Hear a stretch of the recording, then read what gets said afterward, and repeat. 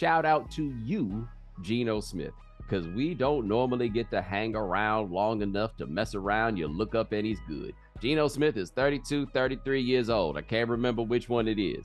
That man's career, when you really stop and think about it, that man has some bad luck, right?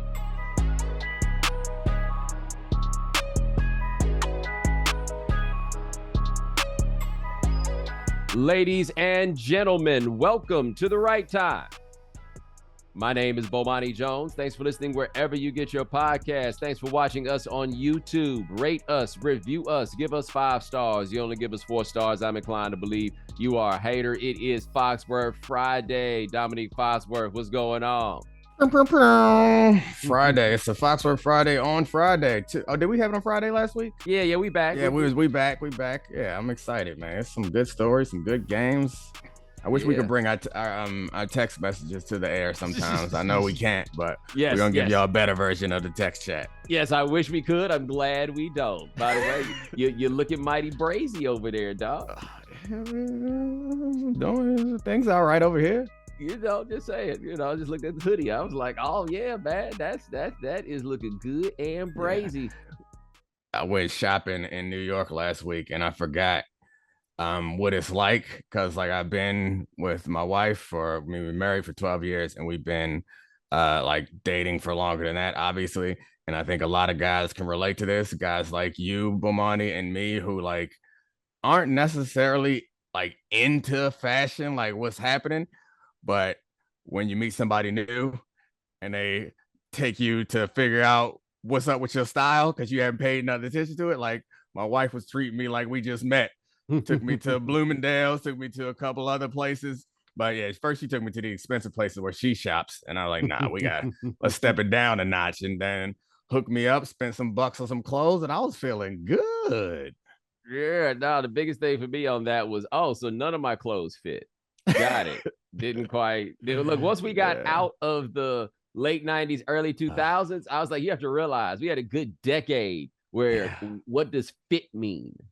It was all wrong. I had to figure out my size when I was like 24. Yes. I was learning my size for the first time. And that was the first time when Ashley helped me with my style. I was still rocking baggy stuff and still, it was just bad. And I think Hove was talking about the fresh pair of G's and button ups, and we was all doing that. And she was like, nah, that ain't gonna cut it. That don't fit. Yo, it's so wild. Jay-Z ain't never been like the dude that we thought was fly ever, but he told us it's time to wear button-ups, and all of a sudden, not only was he buying button-ups, I would go to stores that had signs in the window that said Jay-Z shirts. You know how I guess the young people don't remember shopping malls, but you know how you know what's popping is what they sell it at the kiosk in the mall. Mm-hmm. Not what's in the stores, but because the kiosk, they could turn over so quick. Yes. And I remember it was overnight. They went from bootleg throwbacks to white tees, and then from white tees overnight to like you could get a button up in the kiosk. Like, you don't need to know your neck size. That's not those type of button ups. No. That's telling me, actually, I think about it like the power of Jay-Z, because it wasn't that Jay-Z was telling us how to dress. It's that Jay-Z was telling us how to live. Right? It was just like your lifestyle is inappropriate in these big old shirts that you are wearing. So he told us that we needed to start wearing button-up shirts. And so, of course, that meant we were wearing the most ridiculous button-up shirts, and that included Jay-Z, right? Like, it wasn't like, damn, Jay-Z looked clean in that button-up. It is. Jay-Z has told us that we are living bootleg and that we don't want to do that anymore. He was never fly, though, but we'd certainly let him steer us. He was on the early stages of, I just have memories of him in videos where, like, wearing Michelin Ness throwbacks. Like, he was doing that stuff. We was doing it. I feel like the Big Pimpin' video brought on a bunch of tank tops. That was before the G Unit tank top. Everybody was wearing tank tops to pool parties. Like, and Jay-Z don't got nail muscle, but bouncing around in the tank top. Hey man, he brought that tank top back out for that Lemonade collection of visual videos. That right there is the most humbling moment of the Jay-Z experience, is when she had him out there looking like a $5 pillow in that white tank top, just lumpy all over the place. And it was like, man, you really, that's how we knew, oh, this isn't fiction at all. You was out. You know what? I mean, it's a loose link, but it ties a little bit to like my biggest takeaway from the Daniel Snyder story is like what it means to be like in a relationship that is also like competitive. And one thing I've always learned about like those type of, and they're often business relationships, but for Jay-Z and Beyonce, you could argue part of it is business too, is you got to give people a graceful exit. Like no matter what, we don't think about that because we think about business as competition. So you're like, all right, I'm gonna beat them. But the thing about business is it's not that type of competition where it's understood and then you shake hands afterwards. You need to allow a person that you're going to continue to work with in the future, you need to allow them a graceful exit. And it feels like right now with Daniel Snyder, and I guess I'm jumping ahead for people who haven't read the story, but for right now, for Daniel Snyder, they have not offered him a graceful exit. And it's not a direct comparison, but the similar thing is when you hear people talk about Russia versus Ukraine, it's like you got to give Putin a way that he can walk away and save face, because if you don't, he might press that red button. Now, let's set this up for people. If you have not seen it, it's one of those days where you wake up and Dal Van Natta and Seth Wickersham and Tisha Thompson doesn't look like you think. Had a story out all together. Yeah. I'm sorry. It caught me I'm surprised it took you too long. It took you so long on that one. I remember I was trying to bite my tongue because I didn't want to alert the listeners. No, they knew what time it was. They've been listening to me for a long time. This is one of my things. Like, what are y'all gonna go tell Tisha? Nobody talk about you, just to make sure that there's an understanding here. I saw her byline for the first time, and I was like, oh, I'm surprised I've never met her before. And then I looked at the picture and was like, oh, she don't be in it, ABJ. Yeah. Oh, exactly. Got it. She might mess around and get an award by accident from us one year. I was also like, man, how she get in them back rooms? Don't nobody be telling us. They don't tell us nothing. You think they're gonna tell Tisha something? And then I clicked on the profile pic. It was like, oh, yeah, not that Tisha. Yeah. No, it's not that. But they got a story about Dan Snyder. And I've been saying for the longest about this. Like, I felt very vindicated as soon as I saw the headline, because I've been not even trying to figure out. It just seemed very clear to me. They were able to get Jerry Richardson to keep it moving after that story came out. If you look in the NBA, it was a little bit of a hiccup, but they were able to get Robert Sarver to keep it moving. They've been wanting to get Dan Snyder out of here, right? We had the CEO of FedEx trying to get him out of here, and he managed to survive. And the only thing that made sense to me was, oh, they think he'll burn the whole place down on the way out. And there is a quote in this story that basically says he'll burn all our houses down. Like, the whole thing was just laying out that Dan Snyder apparently done got, this is such a rich person move, right? He went and got all his PIs out there in these streets, on all the owners, on Roger Goodell. And if they ever try to get him up out of there, he's prepared to burn the whole thing down. That's the reason that he's managed to stick around. Like, you a Godfather guy? Oh, yeah. So Godfather 2, right? Mm-hmm. Tom Hagen comes up to the jail and he's talking through the fence to Frank Pentangeli, and he's making it very clear to him, you have dishonored yourself. You know what you got to do. Exactly. And then we come back and he laid out in that bathtub, right? All, blood dripping everywhere, right? And he did it with him in such a way that he laid out, you know what the history is, right? Frankie, you love history. And Frank just said it all himself and was like, oh, okay, guess that's what it is. That's what they were able to do with like a Jerry Richardson. That's what they were able to do with a Robert Sarver. Dan Snyder ain't about no honor. Dan Snyder ain't about no history. He ain't about no precedent. That's not the game that man played.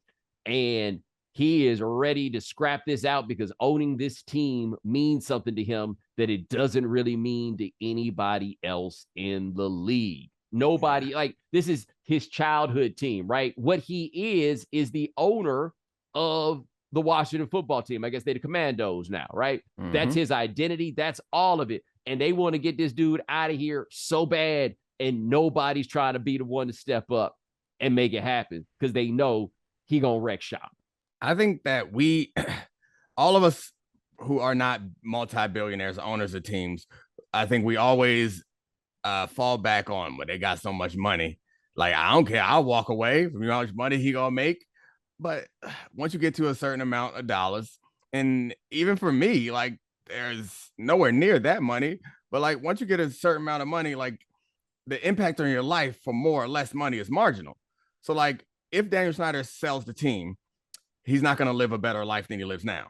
He's going to live the exact same existence, but be the disgraced owner and also not own a football team and be less relevant. So trying to figure out how to get people to understand how somebody would be like, no, I'm not selling for billions of dollars, is I couldn't quite figure out what the right analogy is for people to understand how important this thing is to him, other than like thinking of like family members or like your place in your family. And that's what it felt like to me, because it's like his identity is tied up in that. And we always talk about this in our country is like rich compared to most other nations in the world. So I heard you and Wozni talking about this on the last episode. And like, our American poverty sucks, but it ain't like poverty in some of them continent countries and some of them islands. And yeah, you know, South America, like, that's a different type of poverty. So I imagine that the distance between like a poor person here and a poor person in a favela in Brazil, like, theoretically is similar to the distant difference in lifestyle for me to Daniel Snyder. And so if you ask a poor person in America, like, hey, or if you ask a poor person in one of these other countries, they would look at people in America like, what are you complaining about? Right. And that's the same way, as a roundabout way to say, that's how Dan Snyder probably feels, is we're looking at him, but he's like, no, and live like them? No, thanks.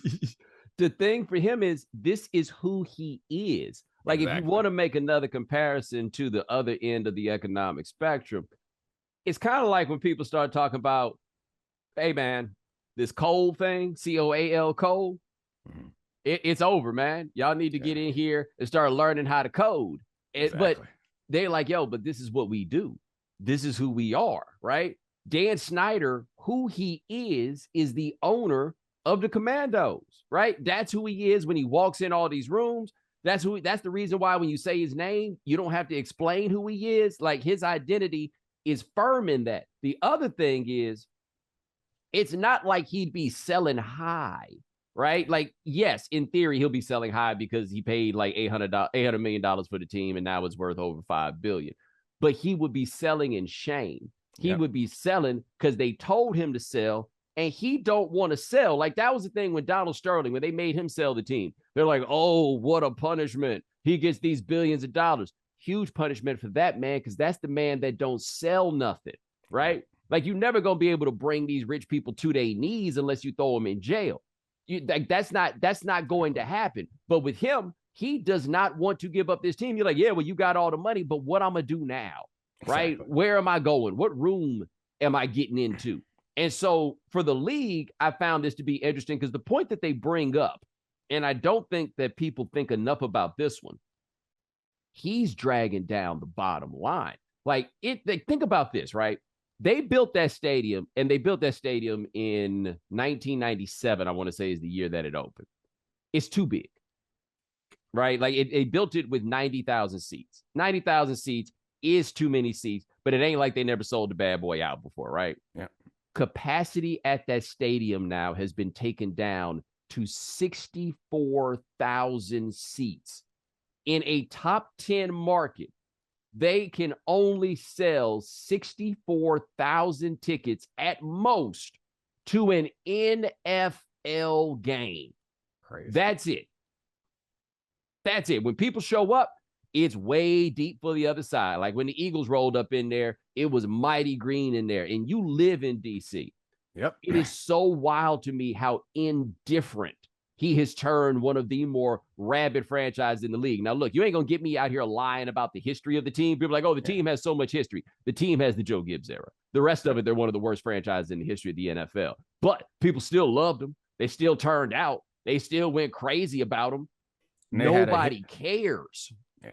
And they had like a poor racial history also. So like, you got a lot of Cowboys fans here, which you and I have talked about before. I feel like they're around the RG3 drafting. There was like they won some people back, but they can't do anything well consistently. But to your point about the money, it's the most populous, or not populous, the wealthiest like area in the country, close, like up there. For that to not also be at least a top 5 revenue generator for the league is shameful. And to not be able to get a stadium built and all that other stuff is like shameful in the eyes of all the rest of the owners in the league. So that'll get them to hate you. This other stuff is interesting because I don't think they care too much about this other stuff, but it's a reason they can use to push them out. It's the same with Donald Sterling or Robert Sarver. It's like if they don't mess with you, which is normally because of the business practices, then they're going to if they find a way to get you out, then they're going to get you out. Yeah. And the other stuff is the stuff that Congress has been on them about, right? Exactly. The culture of sexual harassment and everything else.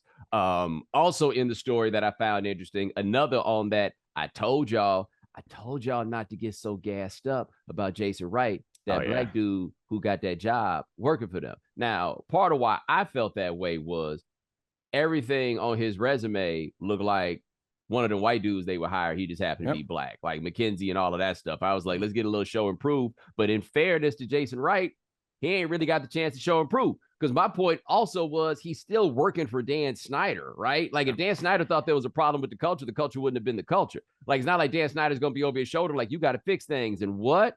Apparently my man seems to be a bit of a figurehead, like where he got the job, and boy, this is being black in corporate America. He gets the job, he the CEO and the COO out here telling people, nah, run that by me. Yeah.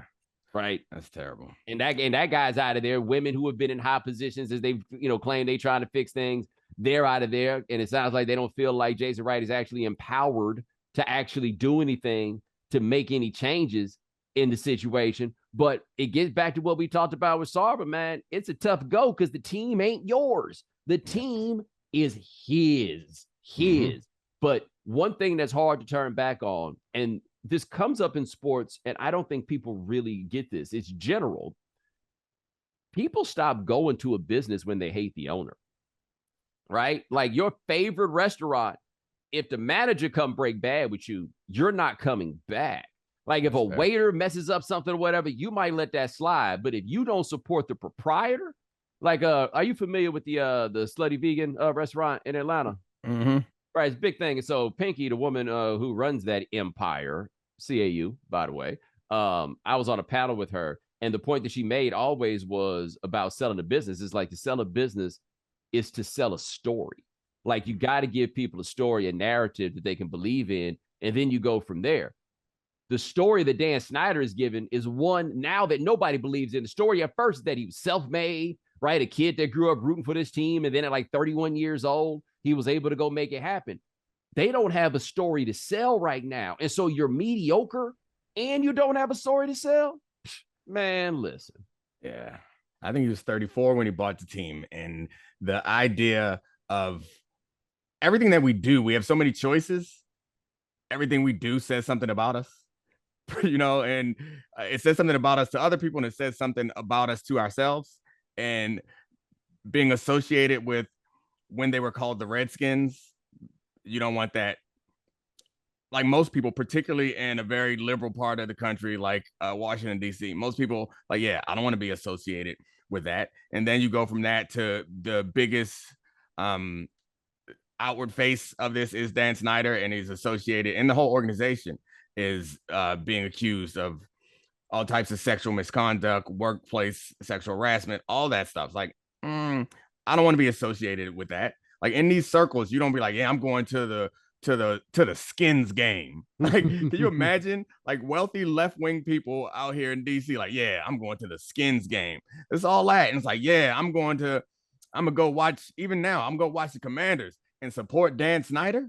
Like this is nobody wants that to be you like Starbucks coffee isn't delicious, but it says something about who you are if you're walking around with a Starbucks mug.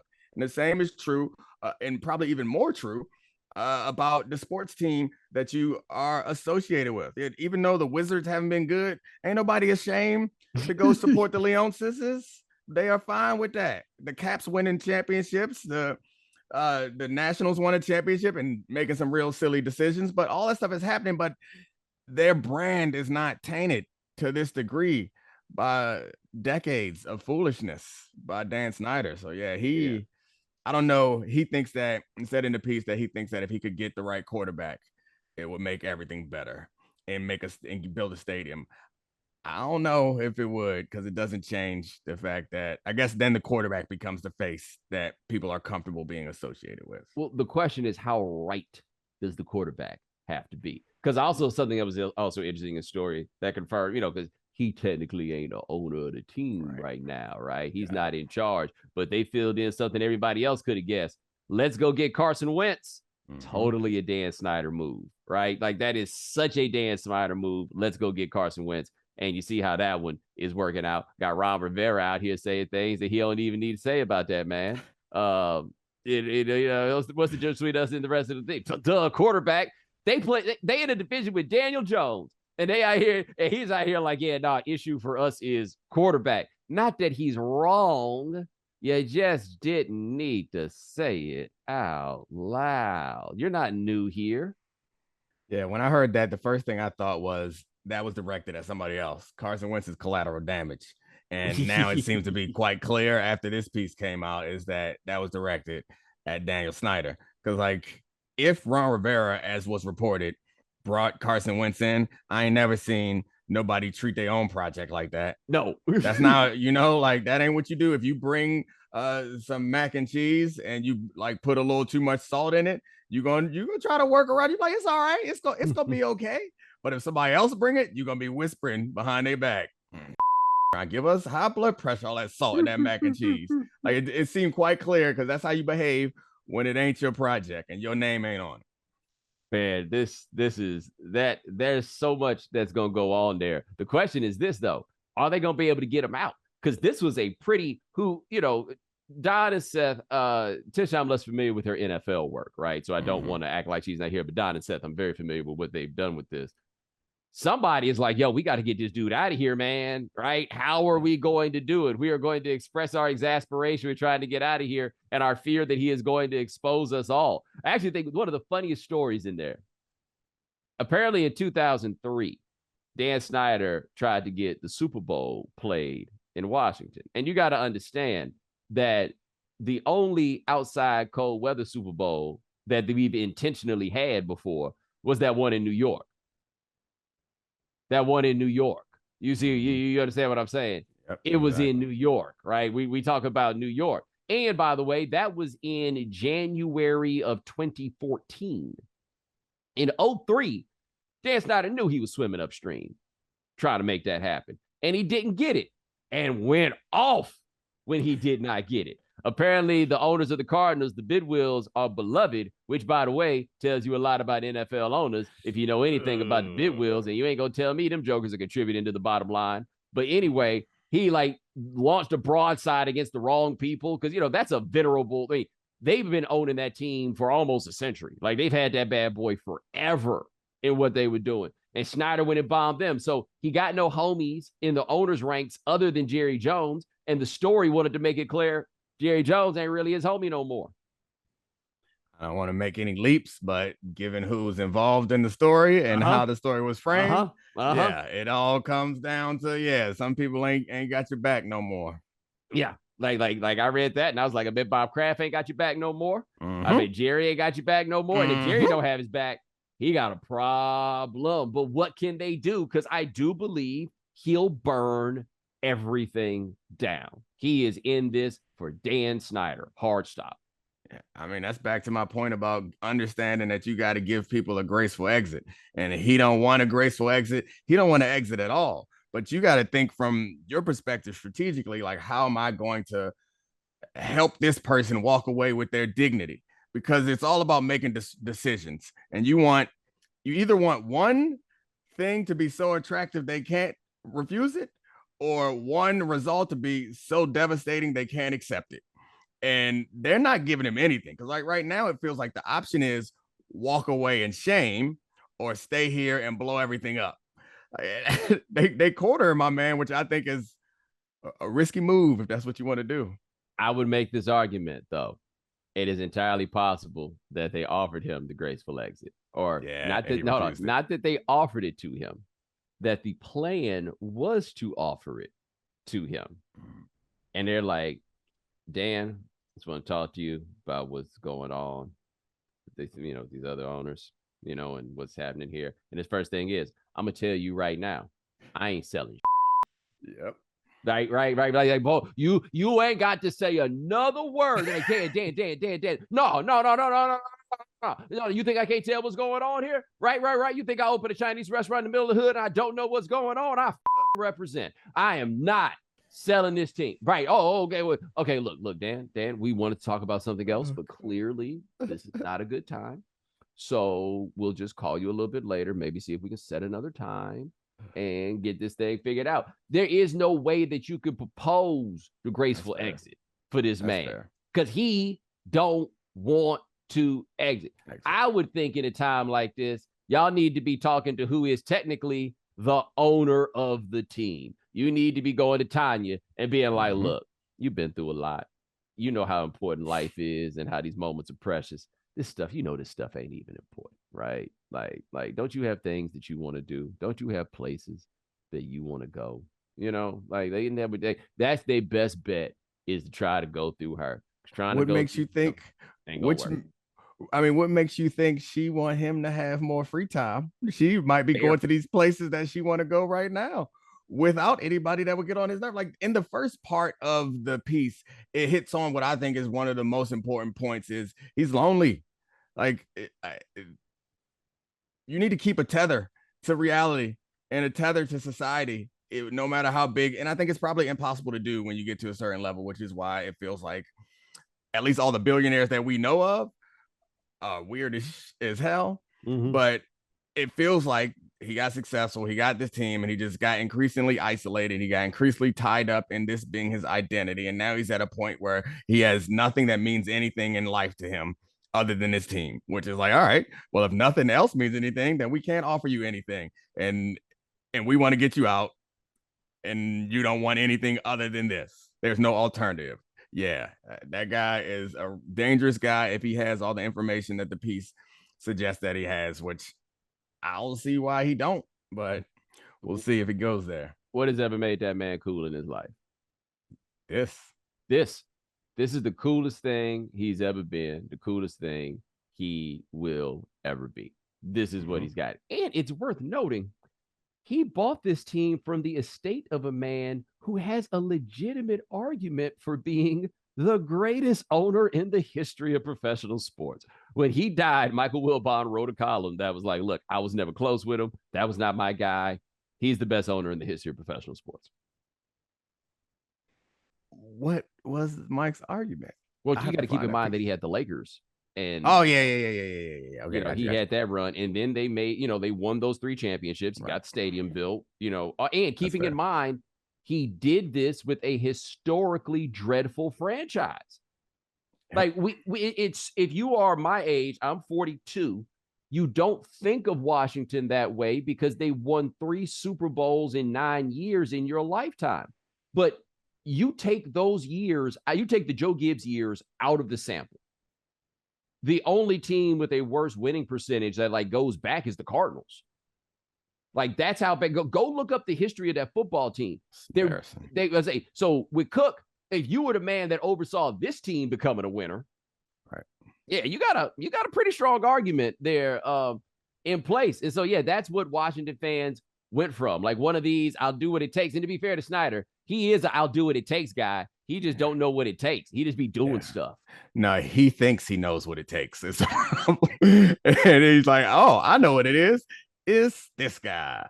Bring him on. And it never quite works. But yeah, he wants to be, I think this is all connected too. Like it's the most important thing in his life. It's when he's cool and he wants to be involved and not committed involved, like the kind of involved that you can only be when you own something. You can pop in and make big time decisions despite not putting in whatever work or effort. I mean, that's one thing about Jerry Jones that, you can criticize him for a lot of things, but he's always like been fully engaged. Like he's not a part-time Cowboys owner. Like he does the things that need to be done. And he's also like probably the best businessman that, or marketer at least, that they've had in these ranks. And Daniel Snyder is the opposite. He's half involved in a terrible marketer. Man. So check out that story. It's at ESPN.com.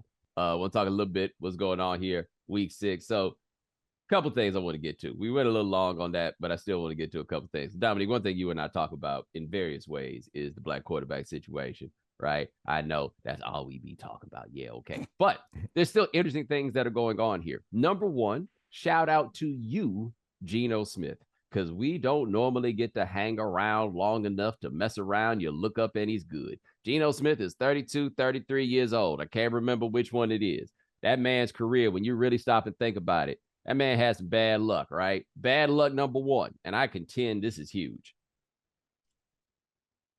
That dude, Nolan Naraki, the dude that worked for Pro Football Weekly, and I don't know, well, I know where he wound up working next, but whatever. The dude that they eventually let go because he would write these racially tinged profiles that would always tend to go a little too hard on the black folks. And by the way, after Pro Football Weekly let him go, he got a job with John Gruden. Just in case you were curious as to whether or not maybe race had something to do with what was going on. But he wrote that scathing draft profile of Geno Smith. And the problem with it was not that he thought that Geno Smith wasn't going to be good, because we had years to indicate that that may be the case, is that he took a guy that was a noted film rat and basically said he was lazy and that he didn't study and that he didn't care about his craft, which was not true and now clearly is not true, right? But that tagged Geno as the black quarterback, right? Then he signed with Rock Nation. Then he goes to the Jets, this laughing stock franchise. Stock got so bad on Geno that somebody broke his jaw over some and people were trying to find a reason to blame him for it, right? He sits out a year because Ryan Fitzpatrick has the best year of his life. Comes back the next year, Ryan Fitzpatrick plays like Ryan Fitzpatrick. Geno gets his job back, tears his ACL that game. Winds up getting to be the backup behind Eli Manning. Eli starts stinking it up. Ben McAdoo benches Eli, puts Geno in. People were so offended by the idea that Eli got to keep his job for 2 more years, and Ben McAdoo got fired, right? Yeah. So Geno sat, he rolled the oak in all these places. Because remember that year he got his jaw broken, the word was he had really taken a step up, right? Mm-hmm. And when we saw him play after that, he didn't look great, but he didn't look like he had previously. Now the dude gets to play like 4 or 5 weeks in a row for the first time since the year 2014. And I don't know if you did like film breakdown on that Saints game. I'm on a newsletter that did. Geno was dealing, my goodness. like next time they tell you that with a rookie, well, you can't get better by not playing. That is wholly incorrect, because Geno Smith ain't played in 7 years and he was dealing. It's hard to, because I think you walk through all that really well. And I think I probably internalized some of the stuff that was out there and accepted it to be fact. But the point you made off the top, they normally don't allow us to stay around long enough. That should have told us.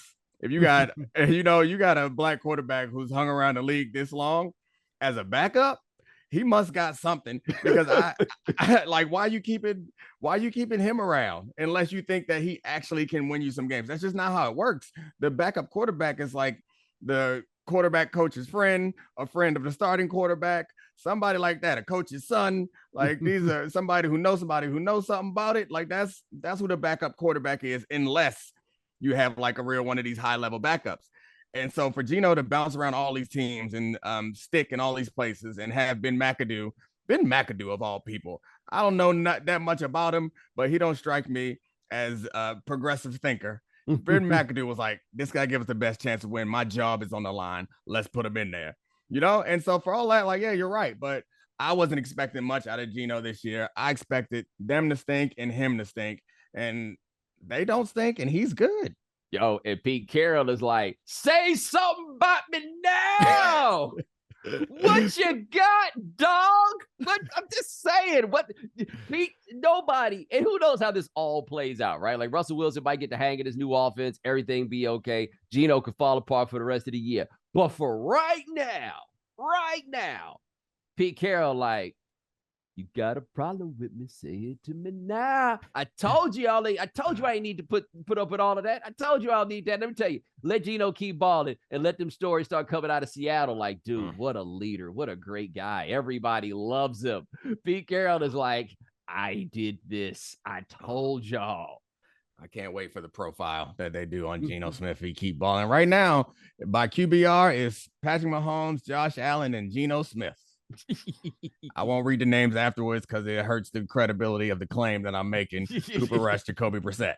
But the point is, Geno is doing his damn thing out there, and he's doing it with less support, decidedly less support than everybody else on that list. Like Mahomes got more support, I would think.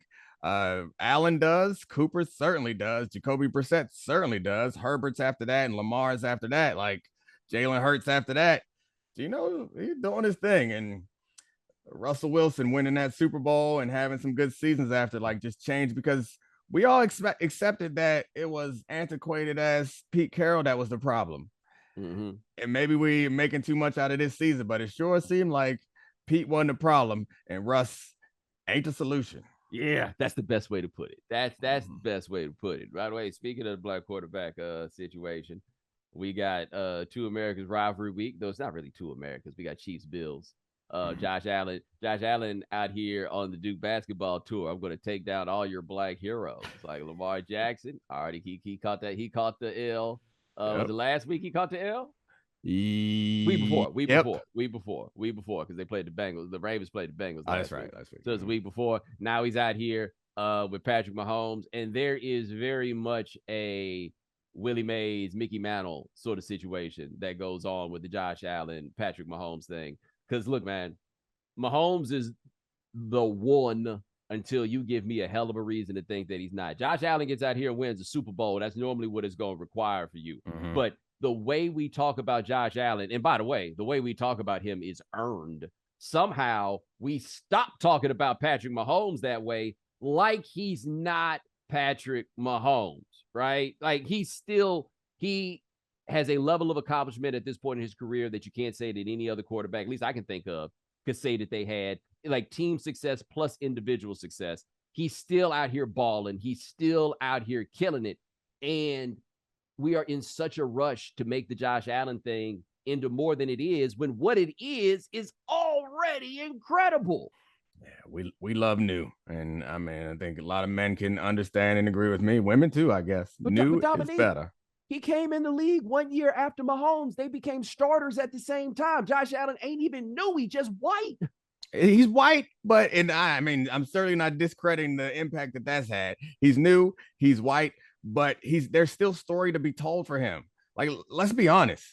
What you said about Patrick Mahomes, the start of his career, like we ain't got no stories to tell on Patrick Mahomes. Yeah, he's in the Hall of Fame already. Yeah, it ain't no mountains left to climb for Patrick Mahomes. Like he's gonna continue to climb them, but there is something, and like I don't want to discredit all the other factors that are engaged in this. I think that his whiteness does have something to do with the way that people celebrate him. The way that people were down on him before the draft has something to do with the way we're celebrating him. But more than anything, the way he's playing is, it's incredible. And all that makes a good story. And the fact that he's still climbing. We still watching this, waiting for the season finale. Patrick Mahomes that already got to the season finale. We know who lives or dies in this story. Right. But the story on Josh Allen as it relates to Mahomes needs to be when you going to overcome this. Yes, they won that game in the regular season. So I don't want to pretend as though that, there has not been a victory, but this is your overcome. You are Peyton Manning. He is Tom Brady, except the difference is Peyton Manning was better than Tom Brady while they were making that climb. Mahomes is still better than Josh Allen is. Now, what I think kind of makes it interesting and where it gets fun, and this is where like race and quarterbacking, as we talked about, like the whole Jaheim thing at first, they need to run more Jaheim plays. They started running Jaheim plays and it unlocked just Josh Allen. Nobody makes the argument, well, if you just figure out how to keep them still, then you won't wind up having the problems. You know what I mean? Like that was never used in a way to discredit him. So what happens is Josh Allen now has this other way that he can do things that Mahomes kind of can, but it's not nearly, Josh Allen's more like Cam Newton, right? Like it's not nearly the same. But to me, it becomes interesting because now we're like, but you got to remember, Josh Allen has that added dimension. These were never the rules when the added dimensions were coming from other people. It was never that, right? But these are the two best teams in the AFC, right? Like, this is one of those where you look at it and you can't call it a Super Bowl preview because they're in different conferences, but you do feel like this will be an AFC championship preview, or they're going to meet in the playoffs once again. Because look, Josh Allen played so well in that game against the Chiefs in the playoffs last year in the division round. The other dude got them into field goal range in 12 seconds to win the game. That's all I'm saying. Like, there's nothing more Josh Allen could have done. They left the field with the lead. And that dude got him down the field in 12 seconds.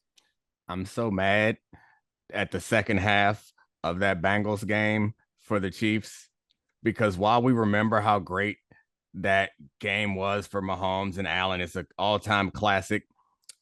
Mahomes, you got to go ahead and win the Super Bowl that year. Yeah.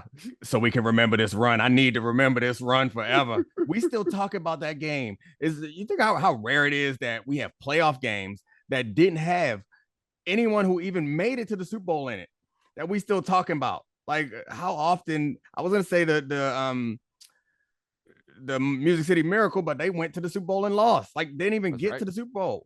We don't talk about playoff games. That Frank Reich game. Yeah, this playoff game is not going to be something that we soon forget. I wish Mahomes would have won the Super Bowl. There's actually one. The Immaculate Reception was not in the Steelers Super Bowl year. Oh, they didn't even make it? No, I think that was in 1970, the 1972 season, and the Steelers didn't win their first one until 74.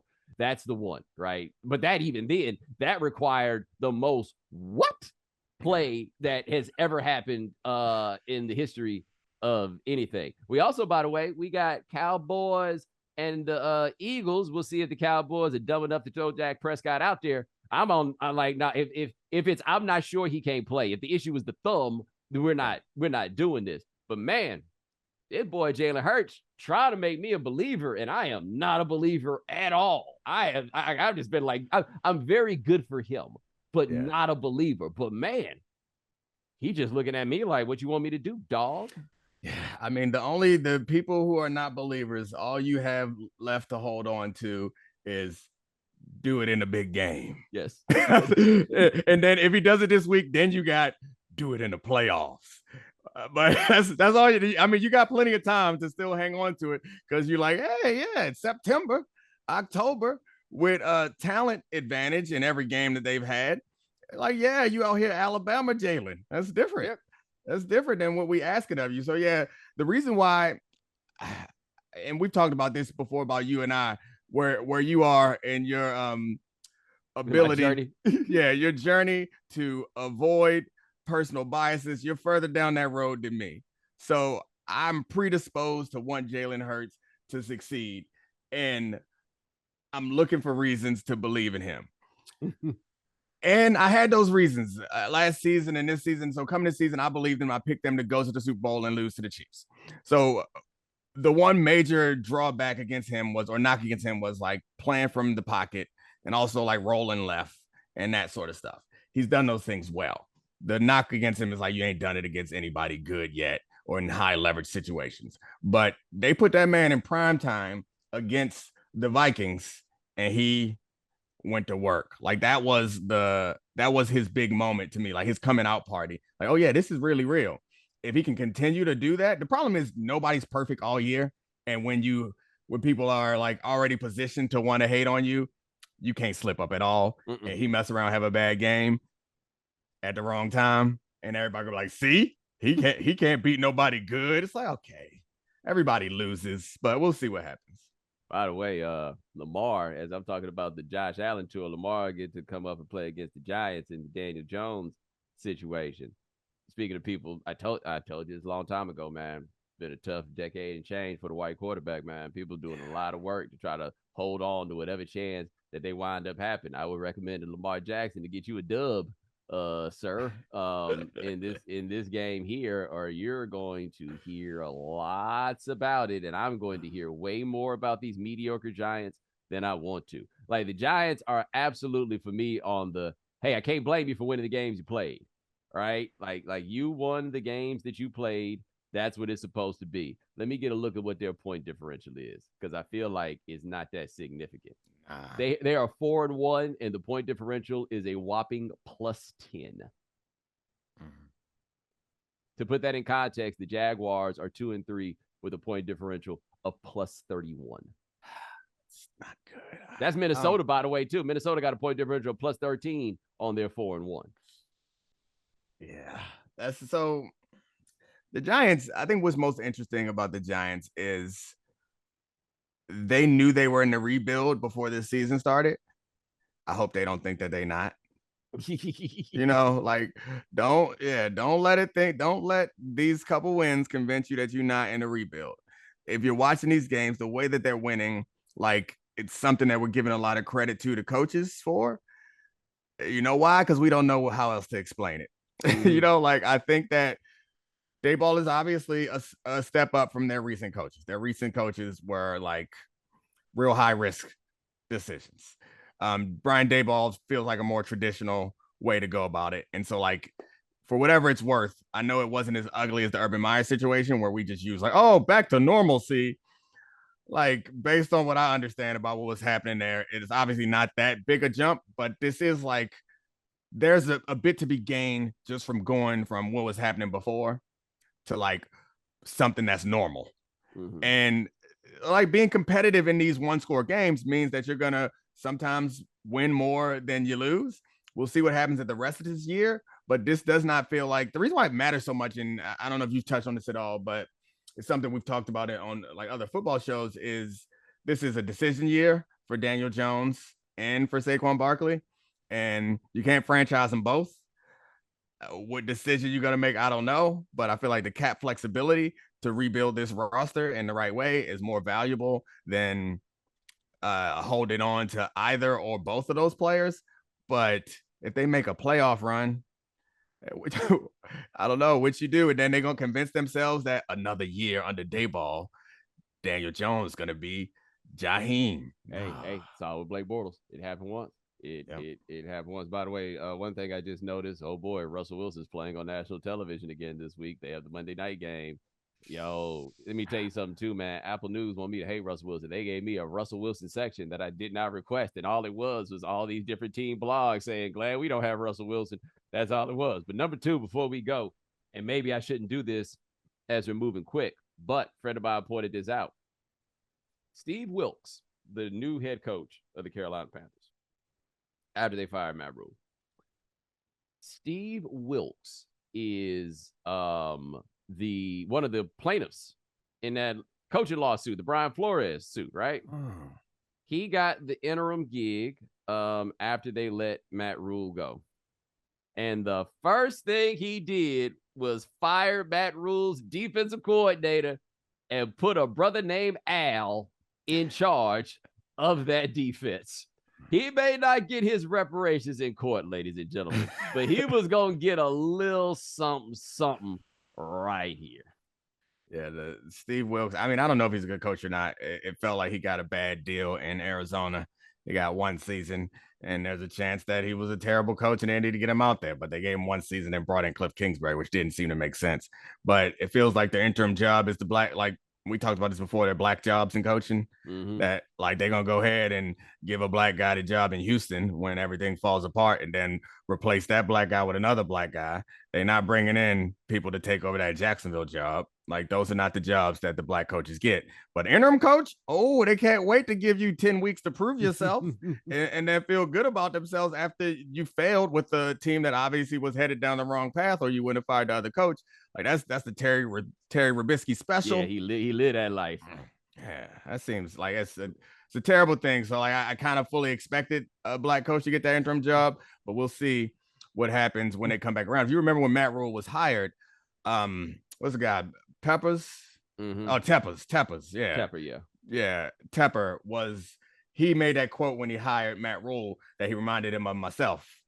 And that was like a damning quote for all the like people who recognize the issues in coaching hires. So we'll see what he does when he get another chance. And it's not like it went well hiring somebody who reminds you of yourself. Yeah, he look here. Steve Wilson, like, we gonna do it my way. Like he just walked in and was like, okay. The way I saw the report was that he had philosophical differences with that defensive coordinator, which screams out to me how I'm working for him. Yeah. Right. Exactly. Look at me. Look at him. How that me? How that me? But Matt Rule, the thing I'll say about them firing Matt Rule is, and I didn't follow them enough to know like the ups and downs and everything else, but they kept going like halfway on the quarterback situation. And I am all good with teams that look around and say, hey, there's not a quarterback here. We're not going to like I think Pittsburgh jumped in a year where there wasn't a quarterback. And I fear that they're going to wind up being done because they're invested a first round pick in a guy that ain't that dude. And there's going to be quarterbacks in this draft and they're going to have a great pick in it. And they won't be the ones who can ultimately do it. But they were halfway, like, hey, let's give up a second and a third or something like that for Sam Darnold, right? Like, let's nickel and dime a little bit and try to get Baker Mayfield. No. That right there, like, you might as well have gone and got Jalen Hurts. Like, you had an opportunity. Like, that would have been a better play than I can be the one to fix Sam Darnold. Sam Darnold was so bad in these previous years that he gonna need to spend 7 years on the oak like Geno Smith, and then maybe he come out looking like something. And that's his only hope, and he will bounce around. He'll be a serviceable backup for a lot of places. But when you don't have a quarterback, I think there's a couple ways you can go about it. The most important thing you can do is to make a place like inviting for a quarterback and have some minimal success with like a bad quarterback. Bringing in first round picks who have already proven not to be the guy, I feel like raise the expectations around you. And you are going to fail. It doesn't seem to make a whole lot of sense the way. And you brought up the Steelers. I'm interested to see what they do with their high draft pick this coming season. Like, I argue that they should trade it and rebuild. Like, I think that roster is the timing for the roster is all off, and the holes in the roster are in the wrong place. Bringing in a quarterback, unless you find somebody unless you see somebody in there who you think is like generational, like Mahomes and which also wasn't the number one overall pick, and Josh Allen, who was the number one overall pick, and Lamar Jackson, who was the number one overall pick. Like, you can find the right guy if the situation is right later in the draft. It's so rare that you get a quarterback like high that is like you drop him in. I think Peyton Manning comes to mind. I guess Joe Burrow, even though they're not consistent out there. Those are the only times where I feel like you dropped a good quarterback in a crap situation, everything got better around them. The Steelers need to trade that pick, stockpile, and rebuild this roster and then worry about the quarterback then. Yeah, well, my other thing is, aside from Lamar Jackson, which is a special situation for a number of reasons, if you getting that dude between 15 and 32, just wait till the second round. Like, if nobody thought enough of this dude to jump up sooner, to like, if you getting that dude from 15 to 32, what this is telling me is you the only person that feels this way. And I remember that realization hit me when Washington took Haskins, right? Because it seemed ridiculous that the Giants wouldn't take Haskins. I mean, obviously we saw that he didn't have it or hadn't found it. But when Washington was able to sit there and nobody else wanted to get Haskins, that was a warning sign right there. Like, that's why I wasn't even mad at Gettleman when he took Daniel Jones number 6. Regardless of how you felt about Daniel Jones, if you thought he was the dude, then you needed to get him at 6, right? Yeah. Like, that would be the place. So no, it's going to be interesting to see with these teams that need these quarterbacks how you figure this out, because they just don't make that many of them. They don't roll out that many that you can get. Like, Cowboys, super lucky, stumbled upon Dak Prescott when they wanted to take Paxton Lynch, right? Like, you got a better chance at that, I think, than finding your quarterback at number 20. I mean, I think Dak Prescott is more evidence of my theory is stop chasing quarterbacks, man. Like, you don't know, you can't find them. Build up a roster, and you build up a roster, it gives you time. It gives your quarterback time if your quarterback is good. I don't think the difference in quarterbacks is so vast that it matters. Honestly, I think what matters more is putting them in a good situation. And it's true of all the great quarterbacks in the game right now. They all came into good situations, which gave them time to develop into good players. It's just not, it seems that people have this basketball mentality about the quarterback position. And I guess it's our fault because we cover quarterbacks so much more because it's the only names y'all know, only people y'all care about. But I don't think that quarterbacks have that type of impact on teams. I could be wrong, but it seems like the evidence suggests that all the good quarterbacks in the game right now came into good situations and got better because that situation allowed them to succeed early and then allowed the coaching staff to put a little more on their plate, a little more on their plate. The tough thing about being a bad team and getting a top level quarterback is everything on his plate on day one. Like, and ain't nobody there to help him. If they was there, if the boys was there, they wouldn't have been drafting where they are. So I don't know. I think it's a mistake to go quarterback hunting in the first round. Everybody wrong anyway. And that is Domonique Foxworth. Check him out on Anscape. Check him out on Get Up. Check him out on First Take. Check out the Domonique Foxworth Show with he and Charlie Kravitz. He everywhere, baby. I appreciate you, man. Yeah, working too much. Oh, yeah. Check him out on the Meet the Kime Show. Oh, and everywhere. Of course, check him out on Foxworth Friday. Yeah, you do got a list.